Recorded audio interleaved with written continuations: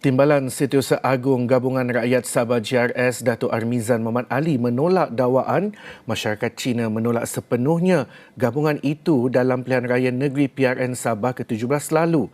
Jelas Armizan, dakwaan itu disifatkan tidak tepat kerana GRS tidak bertanding di kawasan majoriti Cina.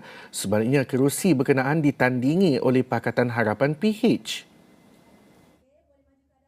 Armizan berkata perbandingan keputusan undi menunjukkan calon GRS turut menerima sokongan masyarakat Cina di pusat daerah mengundi bagi kawasan Dewan Undangan Negeri atau DUN yang ditandingi.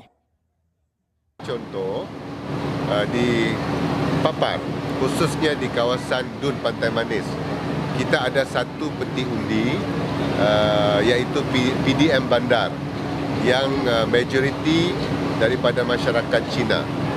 Jadi kalau kita lihat di PDM Bandar ini, sudah I think more than 5 election sebelum ini kita kalah. Parti kita kalah lah sebelum ini. Tetapi dalam last BRU masa saya bertanding ada peningkatan tapi masih kalah. Tapi Alhamdulillah kerusi majoriti masyarakat Cina di DUN Pantai Manis ini dan ditandingi oleh calon GRS setelah saya fikir 7 pilihan raya, kali ini kita menang. Jadi kalau disebutkan bahawa secara total masyarakat Cina menolak GRS ataupun rakan-rakan kita itu kurang tepat.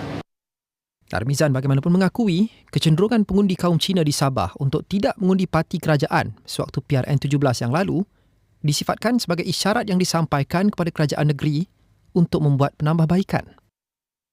Beliau turut menegaskan keputusan pilihan raya perlu diterima dan dihormati serta menjadi asas untuk kerajaan Sabah menilai perkara-perkara yang perlu ditambah baik bagi mewujudkan keyakinan rakyat. Armizan berkata demikian sewaktu sidang media sempena pengumuman pelaksanaan skim harga maksimum musim perayaan Christmas 2025 di Papar.